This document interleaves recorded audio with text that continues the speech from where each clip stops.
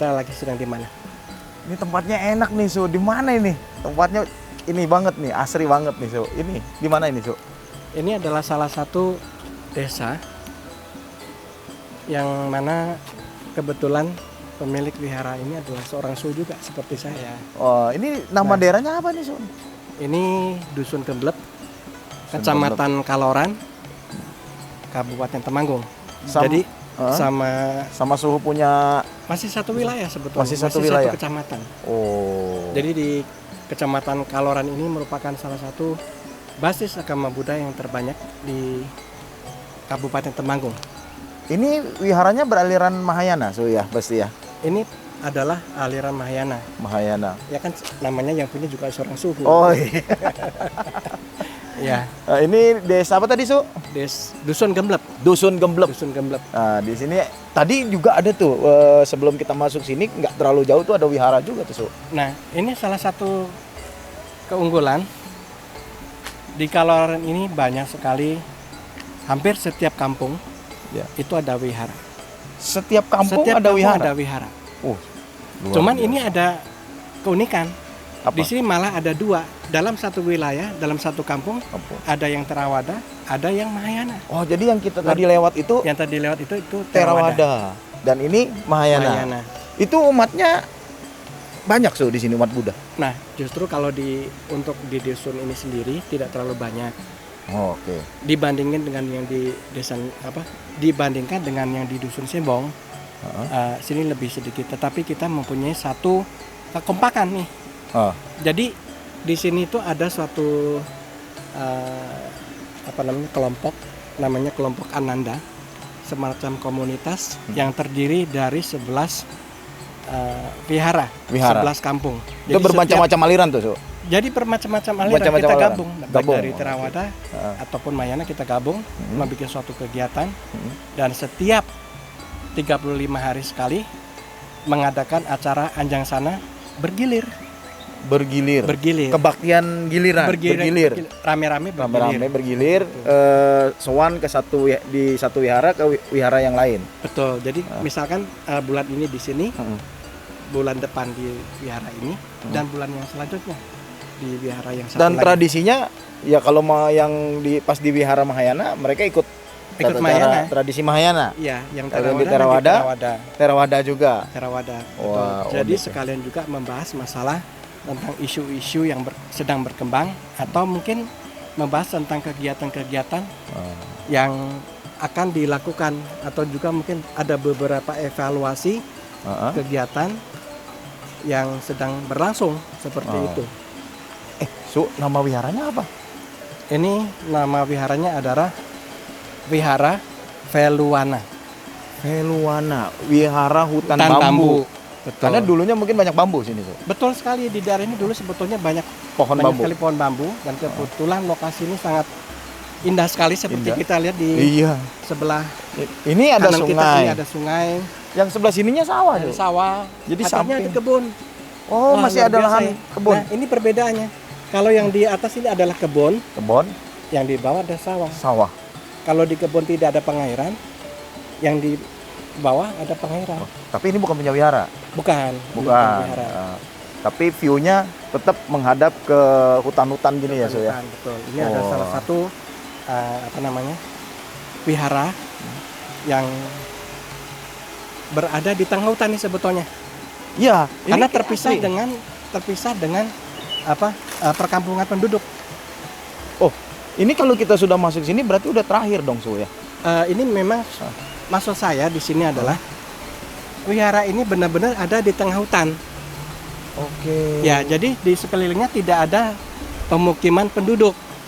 Oke. Beda dengan yang di Sembong. Kalau di Sembong kan kiri kanan sudah rumah warga. Ya, di tengah-tengah pemukiman penduduk. Betul. Kalau di sini betul-betul di tengah hutan. Ya memang konsep dari awal yang dibangun oleh namanya Su Chuan Pen. Oke lah, Su. Nanti Yuk, kita lanjutkan. Kita ke dalam dulu aja ya. Yuk.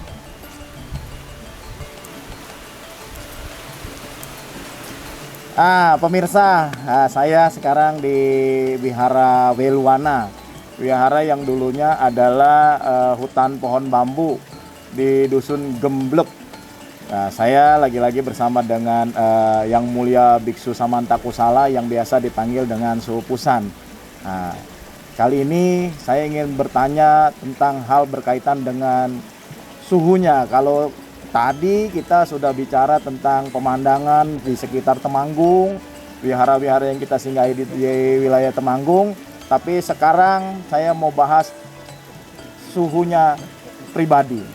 Nah, Suhu Pusan, sebenarnya tahun berapa sih suhu di tasbih menjadi seorang biksu? Oke, baik, sebelum melanjut ke sana, perlu saya informasikan kepada Anda, sebetulnya ketika saya kelas 2 SMP, itu kurang lebih tahun 188. 1988. 1988. Jadi pada waktu itu saya melihat ada suatu keistimewaan tersendiri dari perilakunya, kemudian tata bahasanya, mencerminkan seseorang yang benar-benar sudah terlatih batinnya seperti itu. Nah, kemudian berangkat dari situ, ketika di tahun 196 saya berangkat ke Jakarta, kurang lebihnya di bulan Maret tahun 1996. Tahun 96 suhu ke Jakarta. Rencananya? Nah, pada saat itu sebetulnya tidak ada rencana untuk menjadi seorang suhu atau biksu secara langsung. Jadi awalnya di Maret tahun 196 itu saya bekerja di wihara, membantu Yang Mulia almarhum suhu saya, Suhu Tadisa. Suhu Tadisa, oke. Nah, dari situ kemudian di tahun 1996 bulan Juni itu baru saya tasbihkan. Menjadi seorang ditahbiskan sebagai seorang tahbiskan ya, tahbiskan. Kadang-kadang bahasanya antara tasbih dan tahbis. Iya. Beda tipis. Beda tipis. Enggak apa-apa. Oke. Ya, jadi tahun 96 bulan Juni suhu ditasbiskan menjadi seorang biksu atau seramanera. Seramanera dulu. Sebetulnya ini agak sedikit unik gitu loh. Saya kan lahir tahun 1976. Oh, suhu 1976. 1976. Ya. Tapi kemudian saya tabiskan di menjadi seramanera di tanggal 7 bulan Juni. Tanggal 7 Juni 1996. Jadi 7 Juni kan berarti 76. 7 angka 7-nya banyak. Angka 7, angka 6. Angka 76 kan? 7 Juni kan berarti 76. 76 dan lahirnya tahun 76. Wah, menarik. 76. Menarik. Berarti di usia pas 20 tahun dong ya, Su? Belum nyampe sebetulnya 20. Belum nyampe. Ya mau jalan ke 20. Ditasbihkan menjadi seramanera. Betul. Untuk menjadi seorang biksu secara upasampada secara penuh itu di tahun berapa, Su? Tahun 1998, tepatnya tanggal 28 April. Oke, di mana itu, Su? Di Taiwan. Oh, pemirsa, berarti Suhu Pusan ini di Upasampada ya, Su ya? Di Taiwan. Di Taiwan. Tahun 1998 di tanggal 24 April, pemirsa. Oke. Nah, terus di Taiwan itu Suhu ngapain setelah ditasbih menjadi biksu? Oke, sebetulnya di sana itu tidak langsung dikasih Upasampada menjadi seorang biksu secara full, tetapi di sana itu dibagi menjadi 3 periode. Jadi 10 hari pertama itu kita dilatih dan juga dikasih semacam pengertian, penjelasan mengenai apa itu seramanera sila. Selama 10 hari. 10 hari. Oke. Kemudian dari hari ke-11 sampai hari ke-20 itu dibabarkan mengenai biksu sila. Biksu sila. Betul. Okay. Dan hari ke-21 sampai hari ke-29 itu mengenai tentang bodhisattva sila. Nah, di hari terakhirnya yang ke-30 itu baru benar-benar kita di Upasampada secara utuh menjadi seorang biksu dan juga telah mengambil namanya bodhisattva sila. Jadi di sini perbedaannya adalah kalau di dalam Theravada itu mereka hanya mentoknya sampai biksu. Biksu. Dan silanya adalah sebanyak 227. 27. Tetapi kalau di Mahayana, sila yang diberikan adalah 250. Kemudian ditambah lagi sebanyak 58 adalah bodhisattva sila. Jadi kita di Mahayana itu harus benar-benar sudah serius, harus benar-benar sudah siap apabila sudah menjalankan Upasapada sampai ke tingkatan bodhisattva sila, berarti kita seumur hidup sampai kita menjadi Buddha. Sampai kita mencapai kesempurnaan seorang Buddha, baru silanya itu rontok. So, kan kalau saya suka nonton film Shaolin tuh ya, saya rasa Shaolin juga alirannya sama ya dengan Mahayana. Mahayana ya. Kan biasanya suka ditusuk sama. Itu yang saya maksud. Jadi di Mahayana itu wajib mengambil bodhisattva sila. Nah, sebagai tanda atau sebagai salah satu simbol telah mengambil bodhisattva sila itu, dia di kepalanya dibakar 3 titik. Itu dibakar. Suhu dibakar gitu. Dibakar. Jadi caranya adalah dengan apa? Menempelkan 3 batang hio yang bentuknya kerucut. Kurang lebih sebesar setengah jari kelingking hionya tersebut. Ditempel di atas kepala kemudian dibakar. Sehingga ketika dupa tersebut terbakar, maka akan lama-lama akan turun sampai membakar kulit kita. Sakit gitu. Justru ini salah satu keanehan ketika pengambilan sila tersebut dan prosesi pembakaran kulit kepala kita, itu saya tidak merasakan rasa sakit sama sekali. Karena kita diminta itu harus melafalkan Namo Pensusuca Monifo atau Namo Sakyamuni Buddhaya berulang-ulang terus sampai selesai. Jadi dengan kekuatan pikiran tersebut melafalkan melafalkan Namo Pensusuca Monifo, itu tidak ada rasa sama sekali. So, nama suhu kan Biksu Samanta Kusala. Artinya apa ya? Oke, jadi Samanta Kusala itu artinya Kusala adalah kebajikan, Samanta adalah universal. Jadi secara harfiah bisa dikatakan kebajikan yang universal. Siapa yang kasih nama itu? Almarhum Sultanisa. Almarhum Sultanisa. Oke. Pemirsa, saya ingin flashback sedikit nih. Tadi kan Suhu udah cerita tentang bagaimana Suhu menjadi seorang biksu sampai Suhu dititikin oleh dupa sampai borok gitu ya Suhu ya. Ya, kurang lebih 1 minggu itu kita tidak keramas. Tidak keramas. Ya, baik. Suhu, ini maaf nih Suhu nih. Ini mungkin pertanyaan banyak orang nih. Suhu kan jadi biksu itu kan di usia yang sangat belia ya. 20 tahun. Dimana 20 tahun pemirsa adalah dimana seseorang itu sedang dalam situasi mencari jati diri. Masih remaja lah, boleh dibilang masih belum terlalu matang secara mental misalnya itu. Nah, kan biasanya di umur 20 masuk ya, orang tuh udah pada bukannya mau jadi biksu, cari pacar, cari kerja, nikah. Kok Suhu malah jadi biksu? Dulu udah punya pacar belum sih? Oke, sebelum saya jawab itu, sebetulnya gini, kalau dilihat dari sisi, kan kita di Buddhism mengenal adanya 3 masa kelahiran.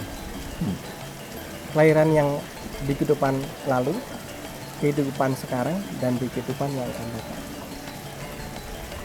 Jadi umumnya kalau seseorang menjadi seorang biksu yang berhasil pada kehidupan sekarang, umumnya di kehidupan sebelumnya itu sudah menjadi biksu. Jadi ibaratnya kalau orang sekolah, kehidupan yang lampau itu SD.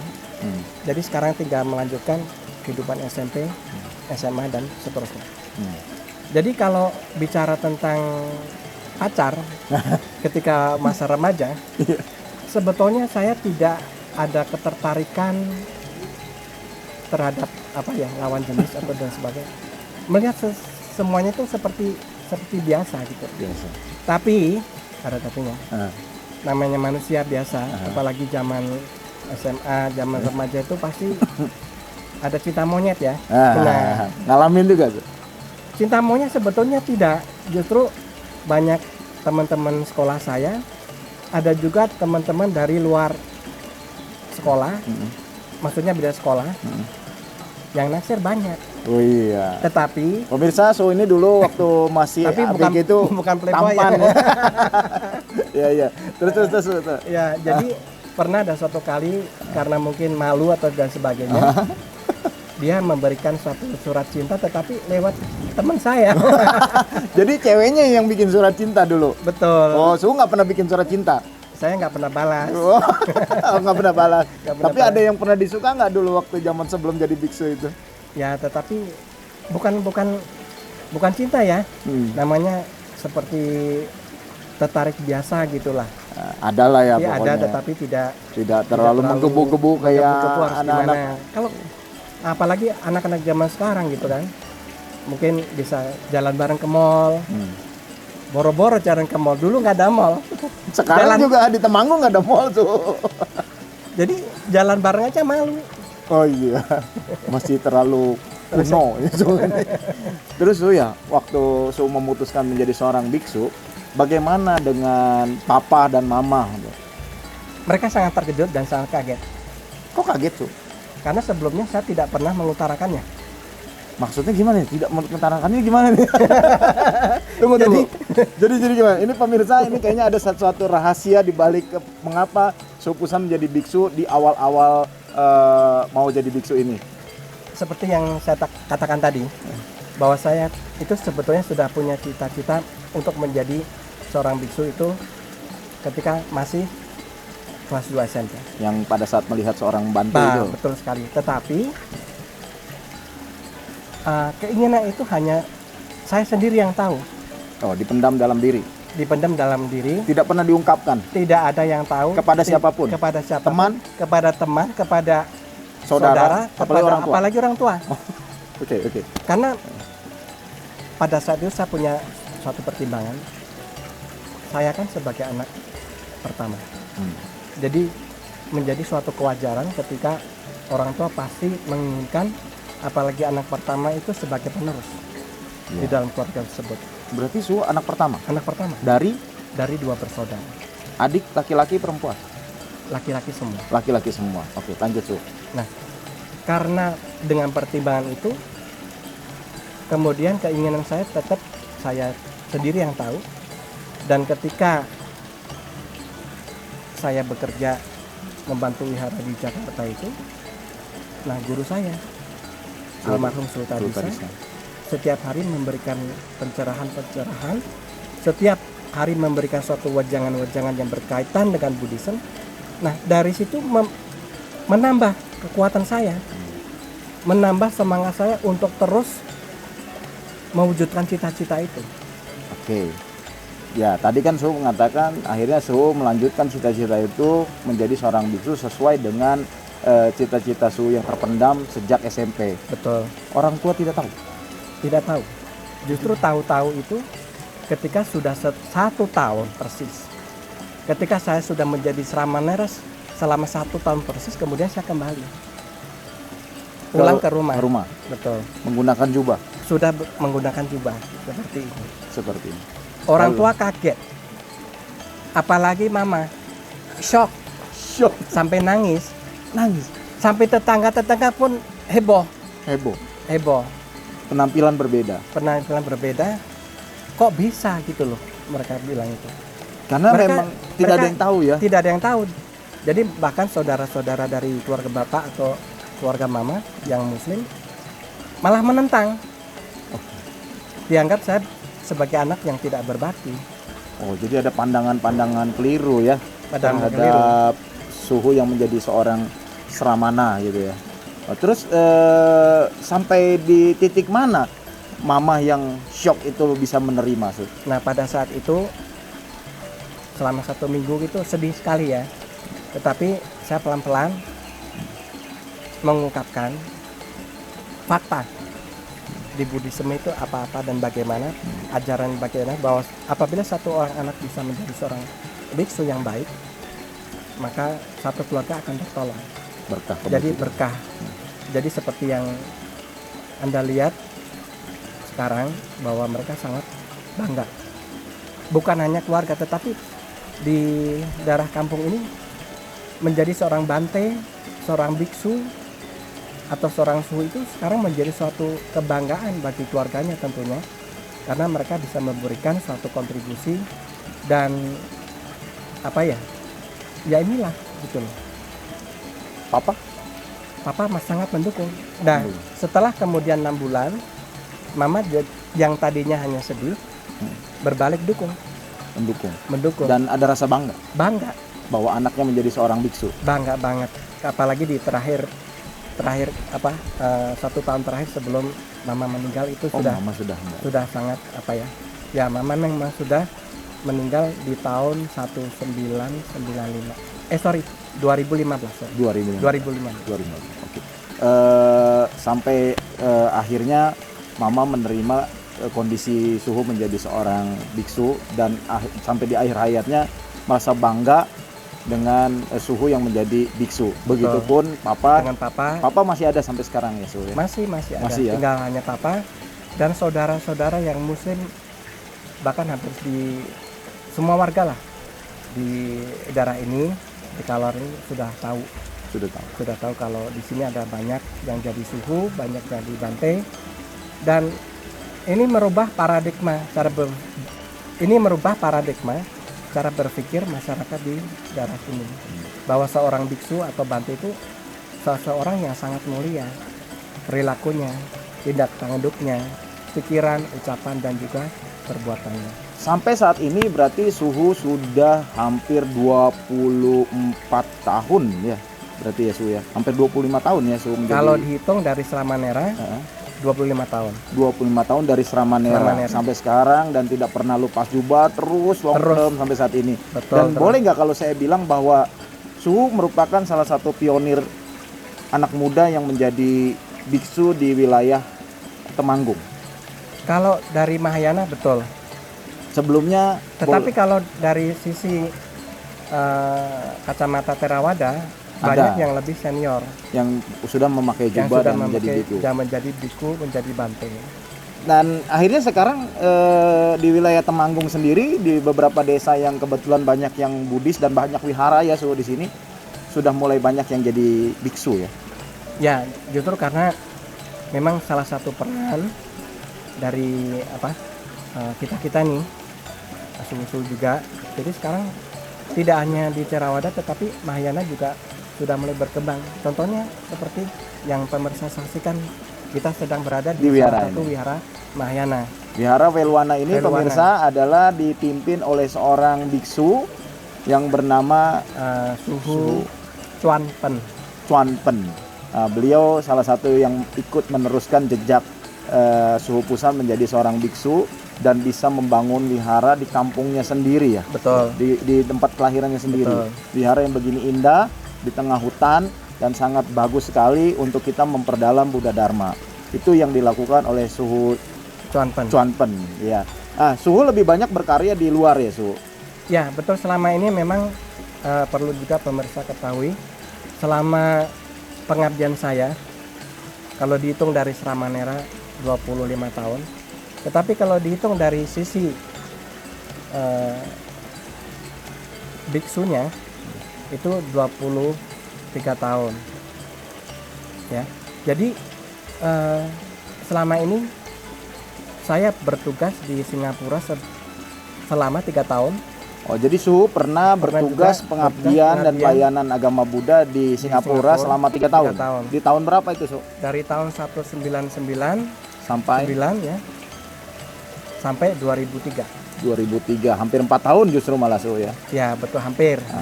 Dan juga pemirsa, Suhu juga pernah melakukan pengabdian dan pelayanan di wihara di Australia, betul Su. di kota Perth, Di Australia. tepatnya di kota Perth. Kota Perth. Tahun berapa itu Su? Dari tahun 2004 sampai terakhir kemarin di awal Agustus 2016. Berapa tahun itu Su di sana? 12. Dari 12 2004 sampai 2016. Di sana tinggal di wihara Kita punya wihara sangat besar, Oh, namanya Kuan Im Monastery. Kuan Im Monastery. Betul. Berapa luas? Kalau tanahnya hampir mau 2 hektar. Wow, saudara pemirsa di Australia, Su tinggal di Perth, ada wihara Kuan Im Monastery. Monastery dengan luas lahan sekitar 2 hektar, luar 2 hektar. biasa. Tapi setelah 12-13 tahun itu, Suhu memutuskan untuk kembali ke Untuk kembali ke Indonesia. Indonesia dan membantu tugas-tugas dan juga melanjutkan visi dan misi dari almarhum Sutadisa.